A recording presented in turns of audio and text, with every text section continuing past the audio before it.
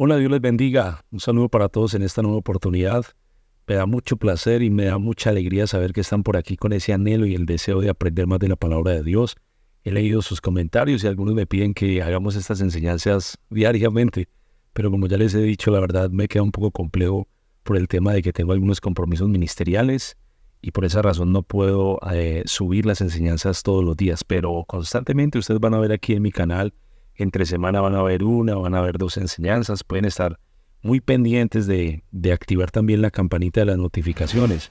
Se suscriben al canal y activan la campanita de las notificaciones para que cuando yo suba un video, ustedes inmediatamente vengan acá y comiencen también a estudiar la palabra de Dios con nosotros. Así que, bienvenidos. Vamos a entrar en materia. Vamos a empezar hoy con el análisis del capítulo número 10. Este capítulo número 10 tiene 18 versículos y los vamos a analizar. Pero antes de hacerlo, como ya me han sugerido, me han pedido pues que hagamos una oración y me parece muy bien que tengan en cuenta el tema de la oración antes de estudiar la palabra de Dios. Amado Dios, en esta tarde estamos delante de ti con el anhelo, el deseo y el buen propósito de estudiar de tu palabra.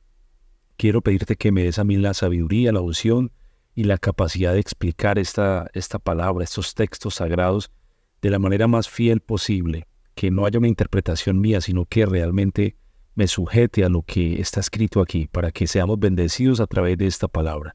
Bendice a cada hermano, bendice a cada amigo, bendice a todos los que nos van a ver, a todos los que nos van a escuchar, a todos los que están en sus casas, en sus trabajos, en lugares donde nos quieran mirar y están observando esta enseñanza. Te pido que les enseñen la palabra. En el nombre de Jesús de Nazaret, te lo pedimos en esta hora. Amén y amén. Muy bien, entonces vamos a empezar ahora sí con el análisis del capítulo número 10. Este capítulo número 10 lleva por título Plegaria pidiendo la destrucción de los malvados. Si ustedes notan, aquí no tenemos un subtítulo. No sabemos en sí, como los otros salmos, los otros capítulos que hemos estudiado, en qué tonalidad estaban, si era un cántico congregacional, en qué instrumentos se debían de tocar. Aquí en este salmo no se nos dice nada de eso, pero sí se nos da una referencia de que es un salmo que viene con ese tipo de lamento individual. El salmo pone de manifiesto eso, que el tema del juicio hacia la gente malvada, hacia los perversos, el Señor no tiene claro. Ese juicio que Dios tiene para los perversos, eso está claro, y por ende también entonces se puede decir que este salmo es uno de los tantos salmos individuales de los que ya hemos venido hablando. Ante la arrogancia de las personas, ante esa altivez del ser humano, el escritor del Salmo clama por el juicio divino e implora la justicia de Dios. Este poema reacciona ante esas personas que no tienen principios morales, esas personas que no permiten que la moralidad los guíe. Es todo lo contrario. Hoy se habla mucho del amoral, ¿no? Ya no es el inmoral, sino se dice es el amoral. Entonces hablemos desde esa perspectiva, que este Salmo está contrarrestando a ese que dice no me rige la moralidad. Es más, cuestiona la moral, no sabe para qué es la moral. Dice, la moral no existe, o es algo obsoleto, ya en este tiempo ya no se maneja la moral. Entonces este salmo es muy importante para esta época donde muchos se rigen bajo ese concepto amoral. Podemos decir también que algo muy importante para recordar es que cuando se escriben los salmos, hay que tener en cuenta esto, que cuando se escribieron los salmos no se escribieron de corrido. ¿A qué me refiero con esto? Lo que digo es que de un capítulo a otro capítulo pudieron pasar muchos días, muchos meses, inclusive años. Este salmo lo vamos a dividir en 4 estrofas. La primera estrofa simplemente la vamos a dejar aquí como el primer versículo, que lo voy a leer. Dice, ¿por qué estás lejos, oh Jehová, y te escondes en el tiempo de la tribulación? Aquí hay una pregunta, es una pregunta retórica. ¿Por qué estás lejos, oh Jehová, y te escondes en el tiempo de la tribulación? Esa pregunta, esa inquietud del salmista, él espera que no haya una respuesta superficial. No es simplemente de recibir una respuesta como de pañitos de agua tibia, diríamos, sino que él espera realmente tener una respuesta clara. Señor, ¿por qué estás lejos? ¿Por qué te escondes en el tiempo de nuestra tribulación? ¿Por qué te escondes en el momento de la angustia? Es una pregunta muy humana, ¿no? De esas que nosotros hacemos cuando creemos que Dios se ha olvidado de nosotros, que se ha ido, que nos ha dejado. Y salen unas preguntas que uno diría, oiga, ¿yo por qué hago esas preguntas? ¿Yo por qué digo eso? Pues bien, esta es una pregunta muy similar a las que nosotros hacemos cuando nos vemos en tribulaciones, en angustias. La segunda estrofa entonces ya es un poco más extensa y va del versículo 2 al versículo 11, hasta este texto de aquí. Voy a leer el versículo 2 que dice: con arrogancia el malo persigue al pobre, será atrapado en los artificios que ha ideado. Con arrogancia, la palabra arrogancia, aquí viene una palabra hebrea que es gavá, con tilde en la A, que traducido es orgullo, soberbia o que se siente muy importante. Con arrogancia, ese que se siente muy importante, ese que levanta la mirada y dice: es que yo soy dicen los mexicanos, el mero mero, o yo soy el más, o yo soy el yo no sé qué, o yo soy la fulana de no sé dónde, ¿sí? Con arrogancia, con ese orgullo, con esa soberbia. Entonces, ¿qué hace? El malo persigue. ¿Quién es el malo? El malo aquí es el que no tiene principios morales. Recuerden que el Salmo está prácticamente contrarrestando a ese que dice que no se rige bajo la moral. Entonces el malo es ese. El malo es el que no tiene principios morales, que no respeta a nadie, que no respeta ni siquiera a su creador. Este es el impío, el que no tiene piedad. Con arrogancia el malo persigue a quien, al pobre. Eso de perseguir es que lo sigue ardientemente buscando su caída. Lo acecha, nos rodea, busca planes, maquinaciones para destruir a ese pobre. Y ese pobre aquí no es solamente el que no tiene dinero, no, ese es el que está abatido, afligido, acongojado, en desesperación, en angustia. Ese es el pobre del que habla aquí este salmo. Será atrapado en los artificios que ha ideado. Eso de que será atrapado es que va a manipular o que va a capturar. Atrapado aquí. Que va a capturar. Que va a sujetar ¿en qué? En los artificios o en los planes. Artificios es planes. O en las maquinaciones. ¿De quién? De ese malo. Está hablando de que ese pobre, ese desvalido va a caer en esos planes. ¿Por qué va a caer en esos planes? Porque seguramente le falta, puede ser sabiduría, entendimiento para entender que hay un malo que lo persigue.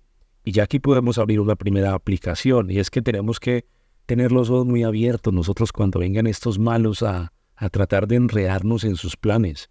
Yo no sé cuántos planes el enemigo haya intentado para destruirte, para dañarte. No sé cuántas maquinaciones él tenga en mente para hacerte daño, pero sí te invito para que abran los ojos, estés muy atento a cualquier maquinación de estas que Satanás venga por él para destruirte. Voy a subirle un poco más para que sigamos mirando. Entonces dice: será atrapado en los artificios que ha ideado, que él ha hecho, que ha preparado. Muy bien, vamos al versículo número 3. Pongamos la Biblia un poco más abajo, ustedes ya lo van observando. Dice: porque el mal... bueno, vamos a subrayar aquí, ya pueden mirar con el marcador hasta el versículo 11, ¿cierto? Sí, vamos a hacerlo hasta el versículo 11, que les dije que iban a... Aquí está abajo, bueno, aquí no se alcanza a ver, pero ya ahí lo subrayé hasta el versículo 11.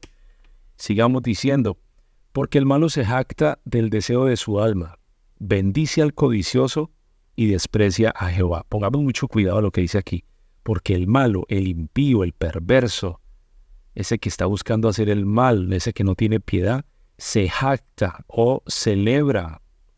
Este está celebrando ¿qué? O que alardea también, que podemos decir es el que alardea, el que se siente muy, muy orgulloso de sus cosas, ese que se siente orgulloso del deseo, dice aquí el Salmo, del deseo de su alma, del anhelo o de la satisfacción de su alma, del aliento. Ya les había enseñado la palabra alma, es el nefesh en hebreo. En otras palabras, se siente orgulloso de lo que él es.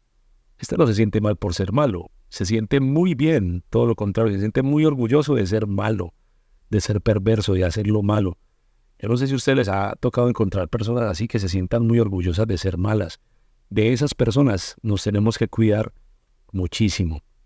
Este malo bendice al codicioso y desprecia a Jehová. Hay un contraste aquí. Bendice al codicioso es que profiere bendiciones sobre el que desea sacar ganancia, sobre ese que no le gusta perder, sobre ese que siempre quiere ganar y que no le importa lo que tenga que hacer para obtener su ganancia.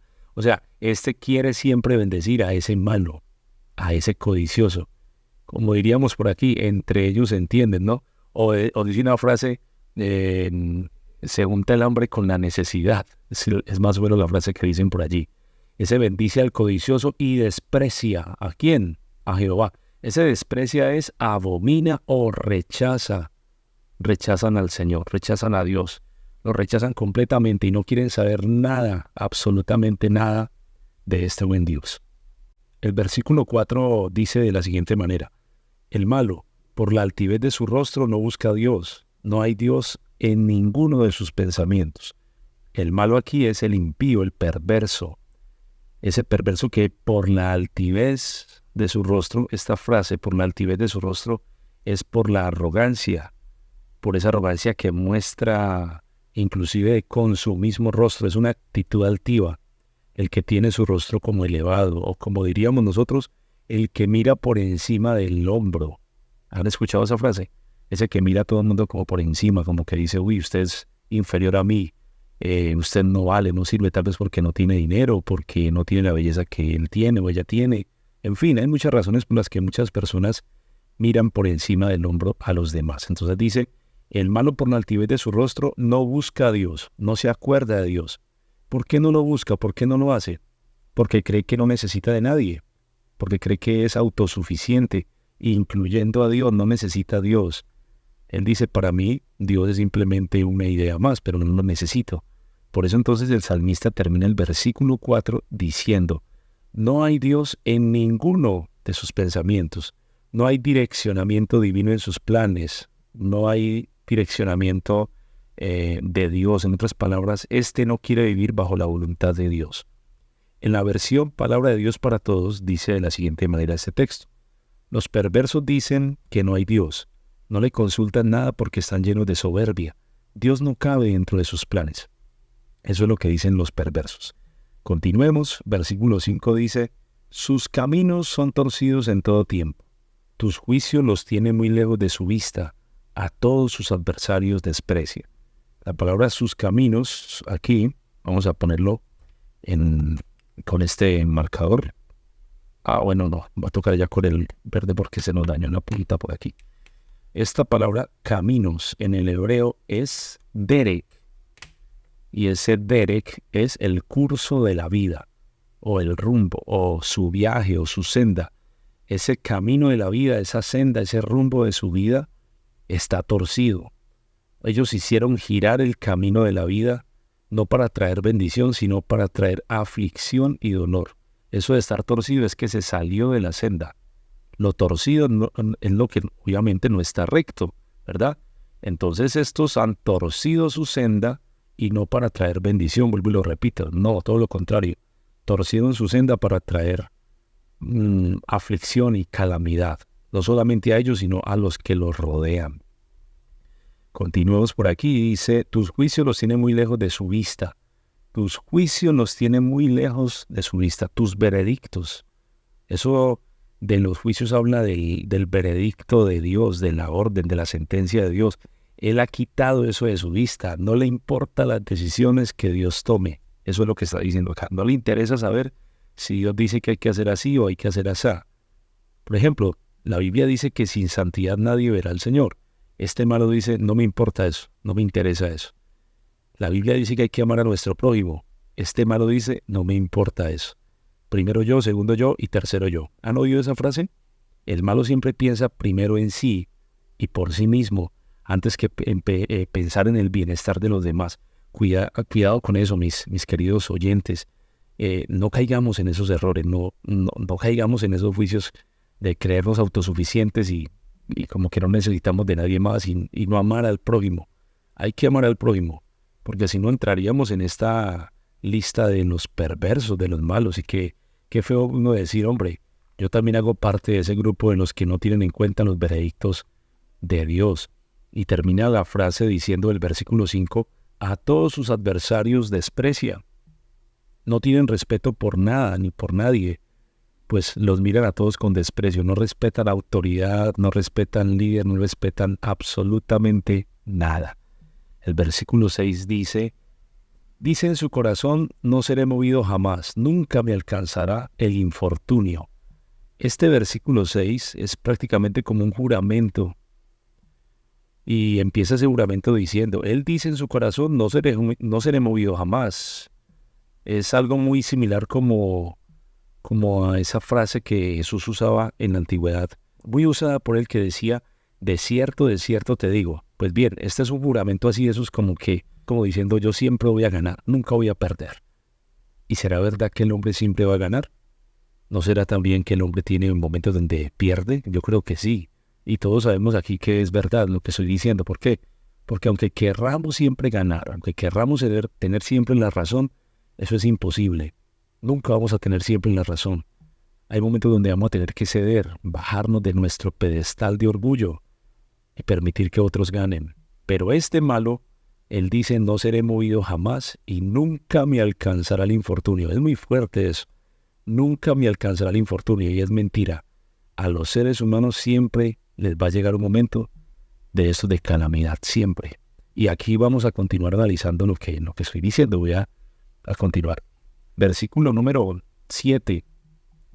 Llena está su boca de maldición y de engaños y fraude. Debajo de su lengua hay vejación y maldad. Llena es del hebreo malé, que quiere decir que están colmadas o han abastecido sus bocas. ¿Para qué? Para traer maldición, para hablar cosas que no deben de hablar, para no proferir bendiciones, y no hablan nada bueno, todo lo contrario. Todo lo que pronuncian sus labios son cosas malas y perversas, porque la tienen llena la boca para hablar cosas como estas. Y hablan engaños y de fraudes. La palabra aquí, engaños, viene de una palabra hebrea que es mirma, que quiere decir falso o fraude. Y la siguiente palabra aquí, en este versículo 7, que es fraude, es otra palabra hebrea que es tok, con K al final, que quiere decir fraude o también quiere decir engañoso. Cuando estaba estudiando eso, ese tok, no sé por qué, pero se me vino a la mente el título de una famosa red social por ahí donde todos aparentan ser una cosa cuando en realidad no lo son. Ese tok, dice aquí en el hebreo, es fraude o también engañoso. Debajo de su lengua hay vejación y maldad. La palabra vejación es amal en el hebreo aquí.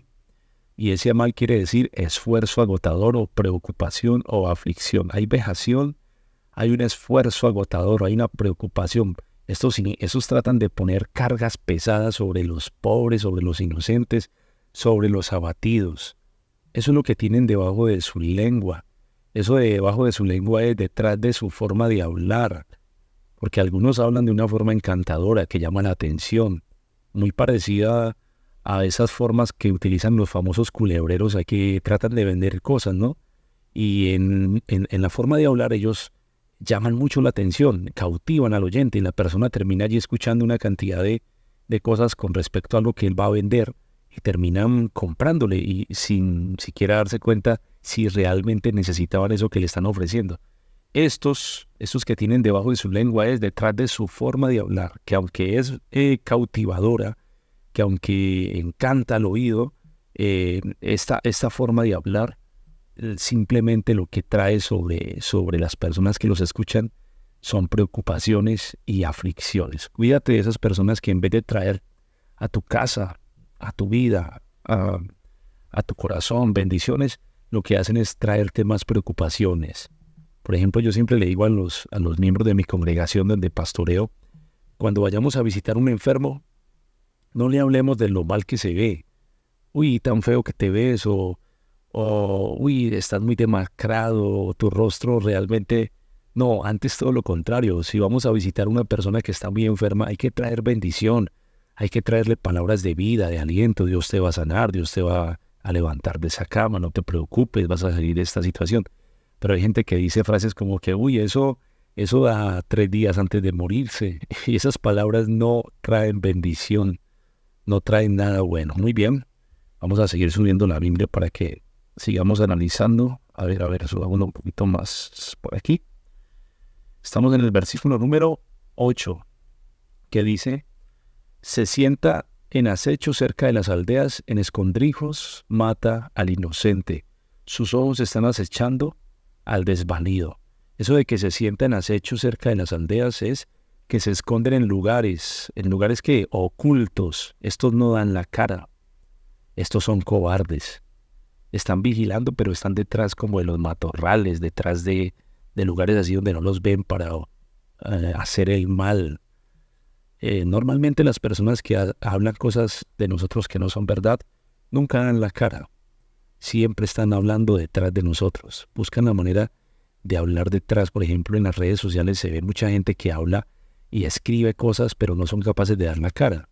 Simplemente hablan detrás de una pantalla y escriben y maltratan a la otra persona. Hablan de cantidad de cosas, pero cuando se les invita a dar la cara ya no son tan valientes. Estos son así. Se sientan en acecho cerca de las aldeas, se esconden en los lugares ocultos, están allí escondidos, buscando cómo hacer el mal. En escondrijos, la palabra escondrijos aquí es en esos escondites. Esta palabra escondrijos viene de una palabra hebrea que es mistar, que quiere decir encubiertamente, en lo oculto. Matan al inocente, asesinan o aniquilan al inocente. El inocente aquí es una palabra hebrea que es naki. El inocente es el que no tiene culpa, el que está limpio. Estos matan a estos. Sus ojos están acechando al desvalido. Sus ojos, su mirada, están espiando ¿a quién? A ese que no se puede mover, a ese que no tiene una facultad tal vez de valerse por sí mismo, a ese que necesita ayuda. En vez de ayudarlo, están buscando la manera para destruirlo. El versículo 9 dice de la siguiente manera: acecha en oculto como el león desde su cueva, acecha para arrebatar al pobre, arrebata al pobre trayéndolo a su red. Eso de que acecha en oculto prácticamente es la misma expresión de los versículos anteriores, donde se refiere a que ellos están espiando escondidos. Y la siguiente frase es como el león desde su cueva. Aquí ya hace uso de una metáfora. Ese como el león es simplemente que él reconoce que el león para atacar tiene ciertos movimientos, ¿no? Él no ataca así como a la primera, sino que él va paso a paso, va tanteando el terreno, va observando a su presa, y en el momento más indicado para él, y tal vez el momento de descuido de su presa, entonces es cuando ataca, es cuando se lanza sobre su presa y lo agarra con sus garras, lo toma con sus garras para devorarlo. Como el león desde su cueva, acecha para arrebatar al pobre, acecha para arrebatar, para atrapar a quien, a este oprimido, a este deprimido, que también ya lo hemos hablado en un capítulo anterior, que el pobre aquí es el que está deprimido. Está esperando entonces este enemigo como un león para atacar no al fuerte, sino al débil. No ataca al que está bien, no ataca al que está mentalmente bien, sino que ataca a ese que se siente que nadie lo quiere, que nadie lo ama, que todos lo han abandonado, a ese que dice que mi familia me dejó, mis amigos me dejaron. A ese es al que el enemigo quiere atacar más rápidamente, al que está solo. El enemigo ataca a presas cuando están solas, no las ataca en manada, porque en manada sabe que pierde. Pero cuando encuentra presas solas, inmediatamente los ataca. Por eso es muy, muy importante que nos rodeemos de personas, que estemos constantemente rodeados de personas que nos ayuden a crecer. Y no personas que nos debiliten, sino todo lo contrario, que nos ayuden a crecer. Arrebata al pobre trayéndolo a su red. Atrapa al deprimido, lo arrastra hacia su trampa. Y él sigue describiendo en el versículo número 10 la actitud de ese depredador. Ese depredador se encoge y se agacha. Así hacen los leones. Especialmente he visto eso mucho en las leonas, ¿no? También lo he visto en los jaguares, en los pumas. Ellos como que se encogen un poco para atacar y luego se lanzan a toda velocidad sobre su presa. Se encogen, se deprimen un poco, o se hacen los deprimidos, como que, no, tranquilo, como que bajaran la guardia por un momento. Tranquilo, yo no le voy a hacer nada, yo no lo voy a atacar. Tranquilo, no pasa nada. Pero cuando menos lo pensamos, es cuando se lanzan sobre nosotros. Se agachan, se agazapan. Esa palabra es bien interesante allí. Se agazapan. Y caen en sus fuertes garras muchos desdichados. Los desdichados aquí son los que se dejan enredar fácilmente. Lastimosamente tenemos que decir que hay muchas personas que caen en los planes de los malvados.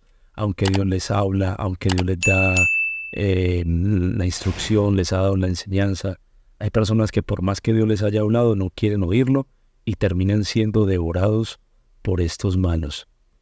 Dice en su corazón, Dios ha olvidado, ha encubierto su rostro, nunca lo verá. Dice en su corazón, Dios ha olvidado. Aquí en este versículo 11 voy a dejar abierta la interpretación. ¿Por qué? Porque hay dos posibles interpretaciones. Podemos decir que este 11 está hablando de los malos que dicen que Dios los ha olvidado. Pero también podemos decir que no es el malo el que habla, sino que es el desvalido el que estaría hablando aquí, diciendo, Dios se ha olvidado, Dios ha escondido su rostro, Dios no se va a acordar más de nosotros. Pueden ser esas dos interpretaciones. La voy a dejar abierta. Ustedes dirán cuál cabe mucho mejor aquí dentro del versículo 11. Escríbanme por aquí en la caja de comentarios para ustedes el versículo 11 sobre quién está hablando, sobre los malos o sobre aquellos que están en debilidad. Pasemos al versículo 12.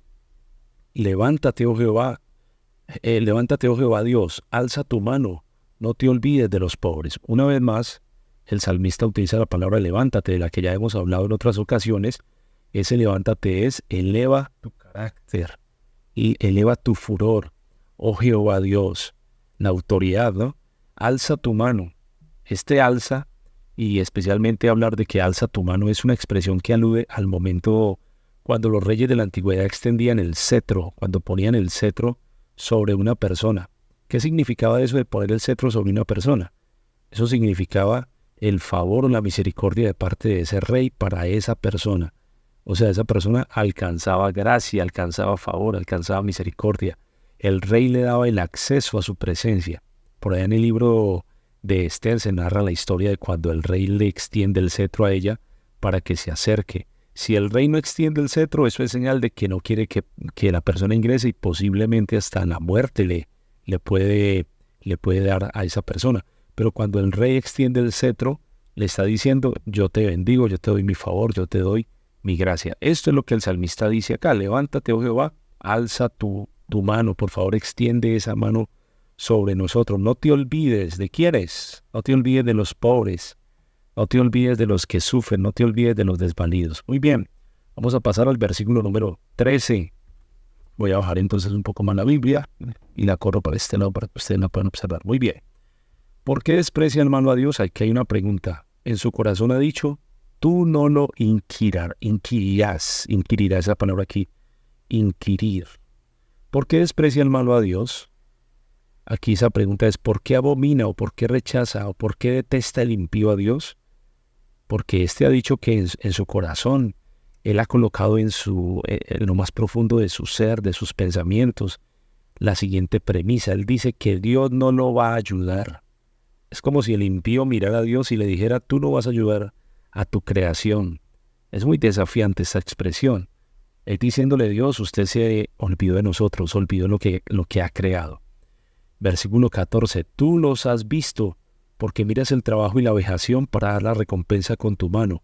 A ti se acoge el desvalido. Tú los has visto porque miras el trabajo y la vejación.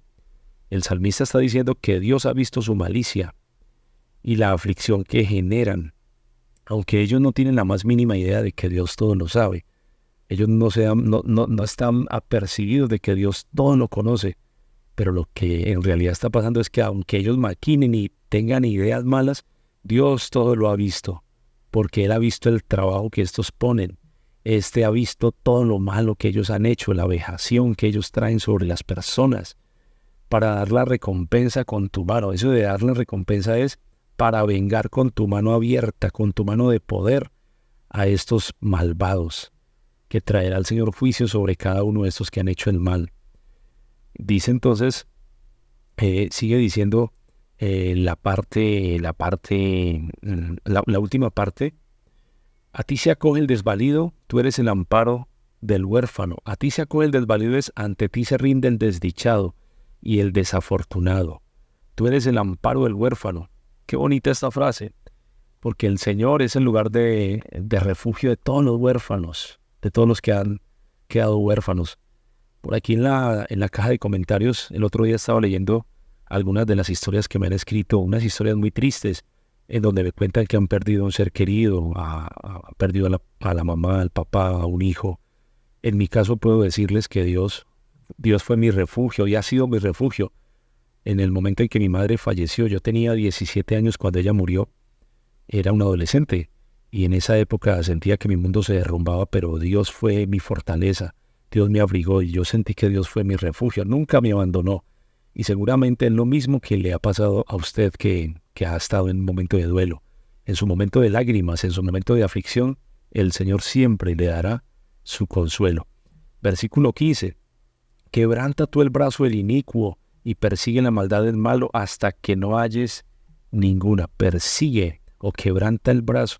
Eso es, derriba el brazo, derriba. Y estaba estudiando la palabra brazo, y en el hebreo la palabra brazo es seroa.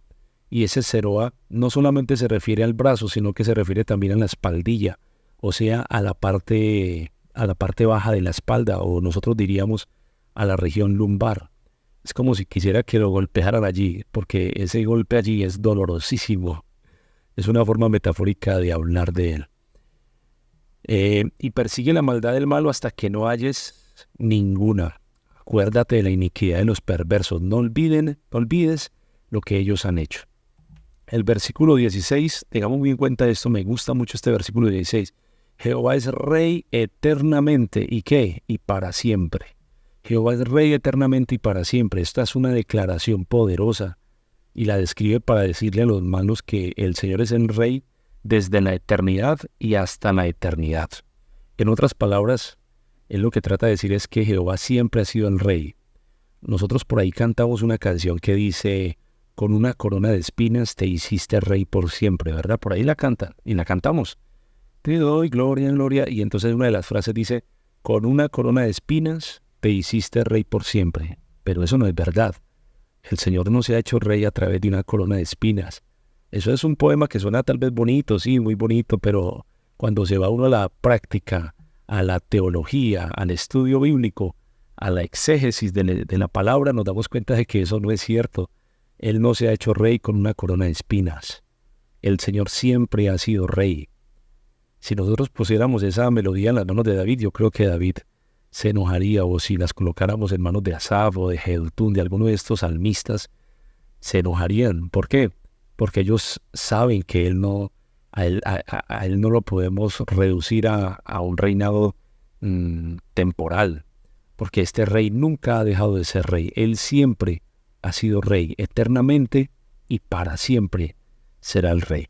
El versículo 17, ya nos vamos acercando a la parte final, dice: el deseo de los humildes oíste, oh Jehová, tú dispones su corazón y haces ¿atento qué? Su oído. Esto quiere decir, voy a subir la Biblia, esto quiere decir que Dios pone atención a cada una de las palabras que expresan a aquellos que se sienten afligidos. El deseo de los humildes oíste. Habla de la oración. El Señor oye una oración. El deseo de nosotros, el anhelo de nosotros, Él lo escucha. Y dice la siguiente frase: tú dispones su corazón y haces atento su oído. Eso de que dispone su corazón es fortaleces su corazón. Tú le das fuerza, tú le das aliento y estarás atento a lo que él diga o a lo que ella diga en su oración. Y finaliza entonces el Salmo con el versículo 18 que dice: para juzgar al huérfano y al oprimido, a fin de que no vuelva más a hacer violencia al hombre de la tierra. Para juzgar al huérfano y al oprimido. Aquí no es para sentenciar al huérfano o dar un veredicto desfavorable, no, todo lo contrario. Aquí es que el Señor dará un veredicto favorable a estos desamparados. Para juzgar al huérfano y al oprimido, Él dará un veredicto favorable sobre los que sufren, a fin de que no vuelva más a hacer violencia el hombre de la tierra, a fin de que el hombre no se fortalezca y traiga más mal del que ya ha hecho. Allí también podríamos decir entonces que Dios desea proteger a los que sufren de aquellos que hacen lo malo. Muy bien, aquí hemos llegado entonces ya a la parte final de este análisis del Salmo capítulo número 10. Espero que lo disfruten, que se sienten a analizar. Bueno, por acá me faltaban algunas estrofas, voy a subrayarlas, ¿verdad? Se me estaban pasando algunas estrofas que, perdónenme, no las había subrayado, pero ya les voy a dar desde el versículo 12 al versículo número 15 va la tercera estrofa, Y la última estrofa va del versículo 16 al versículo número 18. Muy bien, ahí ya la subrayé. Espero que estudien muchísimo este pasaje de la Biblia, del libro de los Salmos, capítulo número 10. Que Dios me los bendiga, que Dios me los guarde. Nos vemos en una próxima oportunidad. Y como siempre les digo, no olviden suscribirse. Suscríbanse a mi canal, déjenme en un comentario, déjenme en un like y compartan este video con sus familiares y contactos. Bendiciones para todos. Chao, chao.